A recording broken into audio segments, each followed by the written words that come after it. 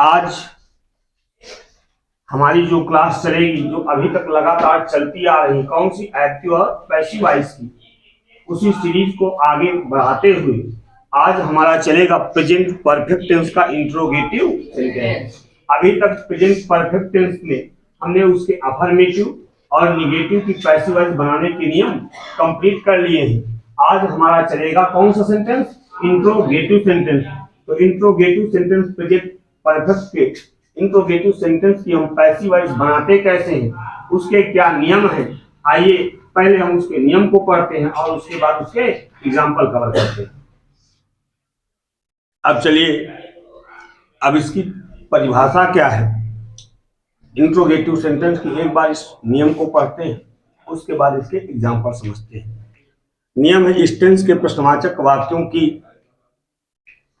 Passive voice बनाते समय कर्ता के अनुसार सहायक क्रिया क्या लगाते हैं, हैज या हैव का प्रयोग कहां पर करेंगे। तो हैज या हैव कब लगेगा, अगर कर्ता एक वचन का होगा तो सहायक क्रिया, बहुवचन का होगा तो, और फिर कर्ता के बाद क्या लगा देंगे, ध्यान रखना बीन और बीइंग में बड़ा वो होता है ना, सस्पेंस रहता है कि बीन लगाएं कि बीइंग लगाएं। बीइंग हमारा लगता है कॉन्टिन्यूअस में और बीन हमारा लगता है परफेक्ट में। तथा वर्ब की थर्ड फॉर्म और नए ऑब्जेक्ट से पहले बाई का प्रयोग करते हैं। ये हमारा फार्मूला है, सब्जेक्ट से पहले हैज या हैव, सब्जेक्ट के बाद बीन, देन वर्ब की थर्ड फॉर्म, उसके बाद बाई, ऑब्जेक्ट और हमारा वाक्य है कि है the shopkeeper sold the soaps in his shop.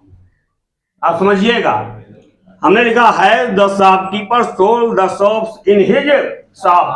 अब यहां पर पैसिव वॉइस बनाना हो जब भी कभी, तो सबसे पहले जो वाक्य दिया होगा उसका क्या पहचानेंगे, टेंस पहचानेंगे। क्या पहचानेंगे, तो किस बिहार पर ये कहा जाए कि ये वाक्य हमारा प्रेजेंट परफेक्ट का है, कैसे पहचान गए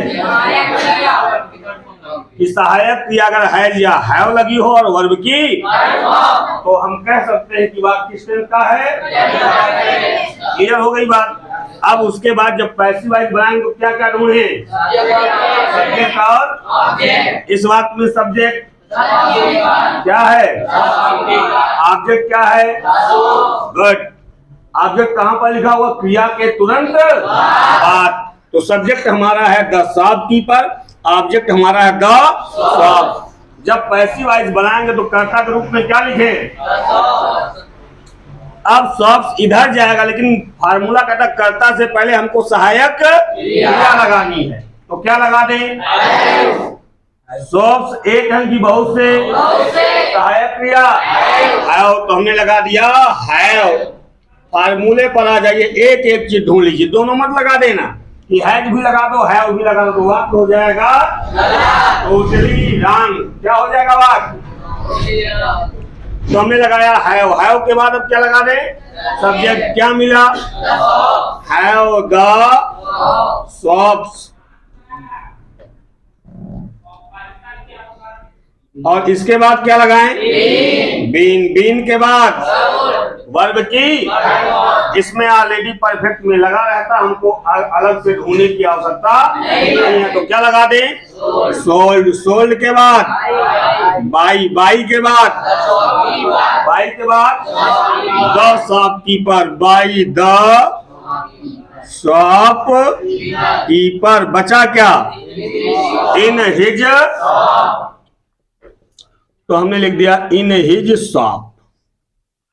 अब बताओ समझ में आया कि नहीं आया, कम आया। एक थोड़ा सा दूसरे तरह का वाक्य देखिए, ठीक। अगला हम वाक्य लिख रहे हैं, हमने लिखा why have they picked my purse. हमने वाक्य लिखा why have they picked my purse, या हम इसको दे ना करके कुछ सिंगुलर भी सब्जेक्ट लगा सकते थे, ठीक है ना। अब यहां पर देखिए, पहले वाला वाक्य हमारा काहे शुरू है, हेल्पिंग वर्ब से, दूसरा वाला सेंटेंस का है, शुरू है क्वेश्चन वर्ड से। मतलब पहला हमारा हेल्पिंग वर्ब से और दूसरा क्वेश्चन वर्ड से। पहले और दूसरे वाक्य में सिर्फ इसी क्वेश्चन वर्ड का ही अंतर तो है। अगर ये क्वेश्चन वर्ड हट जाए तो पहला वाक्य और दूसरा वाक्य बराबर पे आ जाए कि नहीं। मतलब ये भी हेल्पिंग वर्ब से और ये भी हेल्पिंग वर्ब से, ये तो होगा। तो अब इस कंडीशन में हम पैसिव वॉइस कैसे बनाएं? कैसे बनाएं? जो क्वेश्चन वर्ड दिया होगा पैसिव वॉइस बनाते समय उस क्वेश्चन वर्ड को उसी तरह सबसे पहले क्लियर, समझ में आया ना। तो सबसे पहले हम क्या लिख दें? व्हाई लिख दिया, हमने लिख दिया। अब व्हाई के बाद इसका काम मान के चलो, क्या हो गया? समाप्त। इसका काम और वाक्य दोनों हमारे पहले और दूसरे वाक्य हो गए इक्वल, बराबर हो गए कि नहीं। तो जो नियम हमने यहाँ पर फॉलो किया वही नियम हम यहाँ फॉलो कर ले। हम क्या क्या ढूंढे? सब्जेक्ट और इस वाक्य में सब्जेक्ट ऑब्जेक्ट माई और पैसिव वॉइस बनाएंगे कर्ता के रूप में, क्या लिखें? लेकिन सब्जेक्ट से पहले हेल्पिंग वर्ब क्या लगाएं? क्या लगाएं? हैज। तुम्हारा हो गया वाई हैज माई पर्स, और पर्स के बाद क्या लगा दें? बीन। ये फार्मूले पर आ जाओ। तुम ही एक ऐसे कैंडिडेट हो इस क्लास के कि जो ध्यान नहीं देते हो। इतना ध्यान रखना, पढ़ना आपको है। हम लोग एक तरीका सिर्फ बताते हैं। जितना भी टीचर है वो क्या करता है? अपने बच्चों के लिए सरल से सरल तरीका उपलब्ध करवाता है ताकि बच्चों को क्या हो, ज्यादा से ज्यादा समझ में आए। मेहनत आपको ही करनी है। और यहाँ बैठ के सिर्फ पीछे आराम से टेक लेकर सोने का प्रयास करोगे तो दुनिया का कोई भी अध्यापक किसी भी बच्चे को समझा नहीं सकता। इसको नोट कर लीजिए। ना हम लोगों के पास ऐसी कोई दवा है कि उसको मिक्सचर बनाएंगे और आपके मुंह में डाल देंगे, पूरा अंग्रेजी गणित हिंदी सब आ जाएगा। ऐसा कुछ है नहीं। हम लोग सिर्फ एक मीडियम है कि किसी भी चीज को सरल से सरल तरीके में समझाने का प्रयास हम लोगों के द्वारा होता है। पढ़ना, मेहनत करना आपका ही काम है। अगर नहीं करोगे तो कोई भी, चाहे आप जिस प्लेटफॉर्म पर चले, चाहे ऑनलाइन क्लास देखिए चाहे ऑफलाइन क्लास करिए, आपको उसका कोई फायदा होने वाला नहीं है। सबसे बैड अगर कोई है हमारी इस क्लास का तो आप हो। समझ में आ रही बात की नहीं? तो अगर मेहनत करना है तब तो ठीक है, यूर मोस्ट वेलकम। अदरवाइज आप दूसरी जगह जा सकते हैं। ठीक, एकदम सख्त निर्देश है। क्योंकि अभी तक जो भी क्लास हमारी रही, जितने भी बच्चे इसके पहले पढ़े हैं, रिजल्ट हमारा 100% रहा है हमारे सब्जेक्ट में। आप लोग पहले से रहे हो तो जानते भी हो, जान रहे हो नहीं जान रहे हो? जो भी रहे हैं टॉपर अलग अलग संस्थानों को यहीं से निकले। अगर इस तरह के 2-4 लोग आ गए तो नाम खराब। तो नाम, आदमी नाम के लिए मरता है। समझ में आ रही बात की नहीं? तो नाम अगर खराब होगा तो भाई हम आपसे रिक्वेस्ट है कि आप प्लीज कहीं दूसरी जगह क्लासें बहुत सी चलती, वहां पर जाकर आप पढ़ लीजिए। एकदम साफ सी बात। इन्हीं के लिए हम सबके लिए कह रहे हैं, अगर या तो हमारी पढ़ाई ना समझ में आ रही हो तब आप दूसरी जगह जाकर पढ़ सकते हैं, या तो आप मेहनत ना करें तब आप दूसरी जगह जा सकते हैं। जरूरी नहीं कि हम ही से पढ़ो। हम पढ़ा रहे हैं, पढ़ाई नहीं समझ में आ रही, दूसरी जगह आप जाकर दूसरी क्लास ले लीजिए। समझ में आई बात की नहीं आई? अगर हमारी पढ़ाई ना समझ में आ रही बेटा तो एकदम निसंकोच आप क्लास बदल सकते हैं, दूसरी क्लास ले सकते हैं। अदरवाइज मेहनत कीजिए। यहां सोने के लिए आते हो क्या? कि कोई पिकनिक है, पिकनिक मनाने चले आए। हो गया व्हाई हैज माई पर्स। अब सब्जेक्ट के बाद क्या लगा दे? क्या लगा दे? बीन। आइए इधर आ जाइए। बीन, और बीन के बाद वर्ब की क्या लिखा है? पिक्ड। और उसके बाद पिक्ड के बाद बाई, बाई के बाद दे, उधर जाकर हम लग जाएगा देम। अब बताइए समझ में आया कि नहीं आया? आप सब लोग बताओ, आप समझ में आ गया? एकदम आया? कहीं शंका है? बताओ, समझ में आया? तुम लोग क्लियर हो गया एकदम? अब एक वाक्य इसी का और, तो फिर नेक्स्ट अलग टाइप का है ना। हमने एक वाक्य लिखा, हु हैज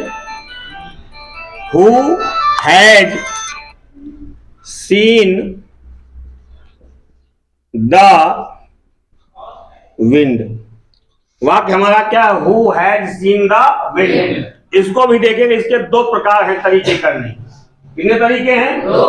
दोनों तरीका समझिए। मान लीजिए किसी ने एक तरीके से बता दिया या दूसरे तरीके से बता दिया, हमने आपको एक तरीका बता तो ये मन में शंका बन जाएगी जो यहाँ पढ़ा है वो सही है या जो दूसरी जगह क्लासों में पढ़ा है वो सही है। तो मन में जरा सा भी शंका ना रहे, क्योंकि आप बोर्ड का एग्जाम देने वाले हो, तो एक एक शंका आपकी दूर रहे। तो जो आपको तरीका, हम दोनों तरीके बताए दे रहे हैं, जो ज्यादा आपको अच्छा लगे, जो ज्यादा समझ में आए, उस तरीके से आप बना दीजिए। गलत कतई नहीं होगा। समझ में आ रही ना बात? तो कतई गलत नहीं होगा। तो पहले तरीका देखिए, who has seen the wind. ये अगर वाक्य में हु लिखा हो, क्या लिखा हो, तो पैसिव वॉइस जब बनाते तो हु को कहाँ बदल देते हैं, बाई हुम में। तो हमने हु को बदल दिया बाई हुम, हु को कहाँ बदल दिया, बाई हुम। अब इस वाक्य में हु बाई हुम में बदल गया, ये हमारी वर्ब है और ये हमारा क्या है, ऑब्जेक्ट। और पैसिव वॉइस बनाने का नियम क्या है, पैसिव वॉइस बनाते समय ऑब्जेक्ट को सब्जेक्ट में बदल देते हैं। अब जब द विंड सब्जेक्ट के रूप में आएगा तो फॉलो कर लीजिए ऊपर का फार्मूला। कर्ता से पहले हैज या तो क्या लगा दे, हैज, बाई हुम हैज, उसके बाद क्या लगेगा, द विंड, और सब्जेक्ट के बाद क्या लगाओगे, बीन, बीन के बाद वर्ब की कर्ता। तो हमारा वाक्य बन गया, by whom has the wind been seen. एक तरीका ये है। नेक्स्ट तरीका समझिए, हम हु को सब्जेक्ट मान लेते हैं। हु को क्या मान लेते हैं, और द विंड को क्या मान लेते हैं, ऑब्जेक्ट। तो जब पैसिव वॉइस बने तो सबसे पहले क्या आ जाएगा, सब्जेक्ट के रूप में क्या लिखा जाएगा, द विंड। और फार्मूला कहता कर्ता से पहले सहायक, तो क्या लगा दे, हैज, उसके बाद द विंड, उसके बाद फार्मूला सब्जेक्ट के बाद बीन, बीन के बाद वर्ब की क्या, सीन, और सीन के बाद बाई। अब हु इधर जब जाएगा कहाँ बदल जाएगा, बाई। बताओ क्लियर हो गया कि नहीं क्लियर, समझ में आया कि नहीं आया? अभी भी कहीं पर कोई शंका है? अगर अभी भी कोई शंका है आप लोगों से तो आप यहीं पर कंफर्म कर ले। अगर आप लोगों को कोई शंका है तो उसको मैसेज टाइप करके आप सेंड कर दें, आपकी समस्या हल करने का प्रयास किया जाएगा। अगर क्लास अच्छी लगी हो तो हम अपने उन सभी बच्चों से कहेंगे जो रिकॉर्डेड क्लास देख रहे हैं, वो अपने कम से कम एक साथी को इस वीडियो को शेयर करें, लाइक करें और सब्सक्राइब करें। आज की क्लास यहीं पर होती है समाप्त। थैंक यू, मिलते हैं नेक्स्ट वीडियो में।